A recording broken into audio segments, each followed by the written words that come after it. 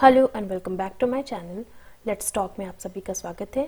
अगर आप इस चैनल पर नए हैं तो चैनल को सब्सक्राइब करें और बेल आइकन को हिट करें ताकि आपको इस चैनल से रिलेटेड सभी न्यू अपडेट्स मिल सकें। भारत के मशहूर सिंगर, कंपोजर और रिकॉर्ड प्रोड्यूसर पप्पी अपरेश लहरी, जिन्हें हम पप्पी लहरी के भी नाम से जानते थे, उनका रिसेंटली डेथ हुआ है 15 फरवरी को।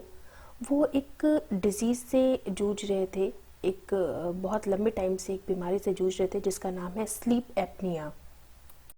जैसा कि नाम से ही समझ में आ रहा है कि एक बीमारी है जो कि सोने से रिलेटेड है। सांस की नली सिकुड़ने के कारण जब भी रात में या दिन में बंदा सोता है तो ऐसे में क्या होता है कि उसकी सांस रुक जाती है। सोते हुए जब सांस नहीं आती तो बॉडी में ऑक्सीजन का लेवल काफ़ी कम हो जाता है। क्रिटिकली कम हो जाए ऑक्सीजन तो ये बॉडी पार्ट्स में भी असर डालता है, इंक्लूडिंग आपका ब्रेन। इसके रिस्क फैक्टर्स क्या हो सकते हैं कि बीपी जो है कंट्रोल में नहीं होगा, शुगर कंट्रोल में नहीं होगा, हार्ट अटैक का इशू हो सकता है, स्ट्रोक्स आ सकते हैं। बहुत बार हम सुनते हैं ऐसा कि कोई सोया था और वो उठा नहीं। ऐसे में जो इशू है वो यही होता है कि उसको स्लीप एपनिया हुआ हो। ज़्यादातर ये मोटे लोगों में पाया जाता है, पतले लोगों को भी होता है, बट ज़्यादातर मैक्सिमम केसेस जो होते हैं उसमें मोटे लोग जो होते हैं हैवी वेट, उन्हें ये होता है। राटे लेते हैं, बीपी शुगर या थायराइड का इशू भी है तो आप स्लीप एपनिया का टेस्ट कराएं। मैक्सिमम लोग जो है ये सोचते हैं कि अगर कोई खर्राटे लेकर के सो रहा है तो वो काफ़ी चैन की नींद सो रहा है, पर ऐसा नहीं होता है। ऐसे टाइप के लोगों को अपना टेस्ट कराना चाहिए।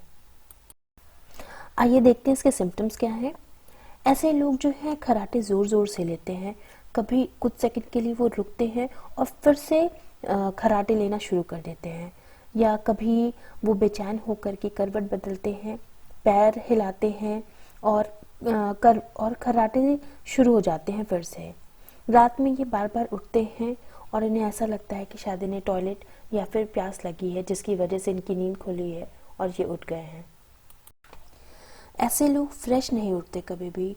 उनका जब भी उठते हैं उनका सिर भारी भारी सा लगता है, ऐसा लगता है कि फिर से वो सो जाएं। कहीं भी बैठे बैठे सो जाते हैं। कुछ माइल्ड केसेस होते हैं जिसमें कि लोग खाली बैठे होते हैं तब उन्हें नींद आ जाती है और वो सो जाते हैं। कुछ सीवियर केसेस में ऐसे होते हैं कि वो काम में, मीटिंग के बीच में भी वो जो है सो जाते हैं। इन्हें ऐसा लगता है जैसे कि वो थके हुए हैं। औरतों और बच्चों में भी ये जो है, जैसे कि किसी को थायराइड का इशू है या डिप्रेशन है तो लोग क्या करते हैं ऐसे में कि वो डिप्रेशन का ट्रीटमेंट ले रहे हों और स्लीप एपनिया को इग्नोर कर रहे हों। Important to be treated as well. इससे 25% लोगों को ऐसा होता है।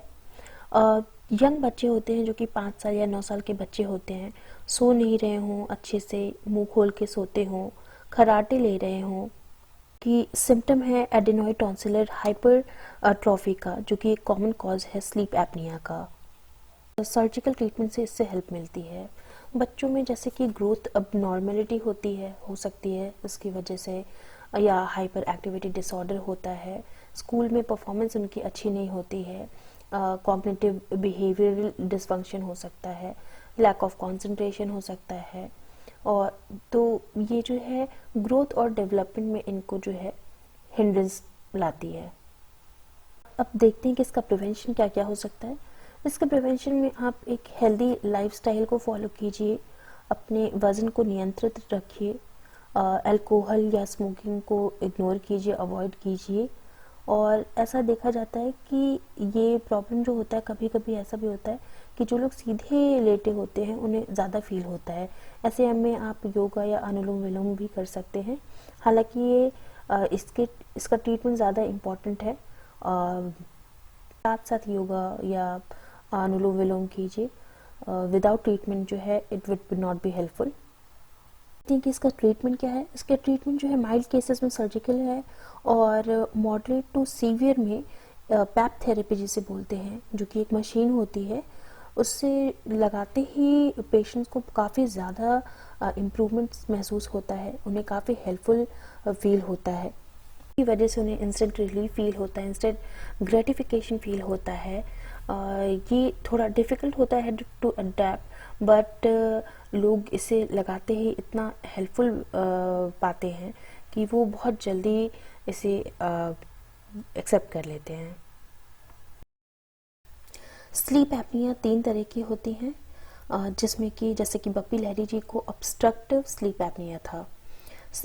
ऑब्स्ट्रक्टिव स्लीप एपनिया में क्या होता है कि जो आपकी थ्रोट मसल्स होती हैं वो रुक रुक करके रिलैक्स करती हैं, और जो आपका एयरवे होता है ड्यूरिंग स्लीप, मतलब जैसे कि आप अपने मुंह खोल करके या मुंह से या नाक से जो हवा ऑक्सीजन लेते हैं वो से जो है वो रोकती है। दूसरी है सेंट्रल स्लीप एपनिया, जो कि मेनली रिलेटेड है सेंट्रल नर्वस सिस्टम के फंक्शन से। इसमें आपका जो एयरवे है वो बिल्कुल भी ब्लॉक नहीं होता है, पर जो आपका ब्रेन है वो प्रॉपर सिग्नल्स जो है नहीं सेंड कर पाता है आपकी मसल्स को, जो कि आपके ब्रीदिंग को कंट्रोल करती हैं या ब्रीदिंग में हेल्पफुल होती हैं।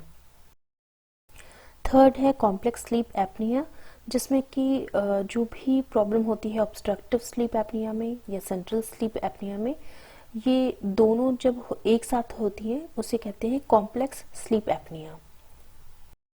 कोई भी सिम्टम्स अगर आपको लगे कि आपको या किसी और को आपके आसपास में है तो इसका टेस्ट कराएं, इसे बिल्कुल भी अवॉइड ना करें, ये डेंजरस भी हो सकती है। वीडियो पसंद आई हो तो लाइक करें, हेल्पफुल लगी हो तो शेयर करें और चैनल पे न्यू हो तो सब्सक्राइब करें।